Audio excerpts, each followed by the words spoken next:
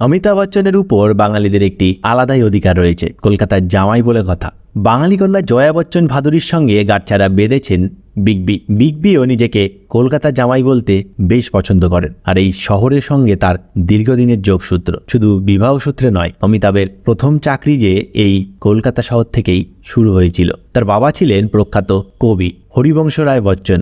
তার ছেলে হয়ে অমিতাভ পা রেখেছিলেন সিনেমায়। প্রথম থেকে অভিনয়ে সুযোগ পাননি তিনি, বরং জানলেও অবাক হবেন অমিতাভের প্রথম চাকরি ছিল এই তিলোত্তমায়। কত বেতন পেতেন জানেন? থাকতেন বা কোথায়? সবটাই একটি প্রতিবেদন থেকে জানা। সময়টা 60-এর দশকের। কলকাতার একটি ব্রিটিশ ম্যাগাজিন এজেন্সিতে প্রথম এক্সিকিউটিভের চাকরি পান বিগ বি। সেই সময় কলকাতায় এক মেসেই থাকতেন অমিতাভ বচ্চন। প্রথম চাকরিতে তার বেতন ছিল 1640 টাকা। তাও আবার ঘর ভাড়া দিয়ে, যাতায়াত ভাড়া দিয়ে যেটুকুনি থাকতো সেটুকুনি পকেট মানি হিসাবে তিনি ব্যবহার করতেন।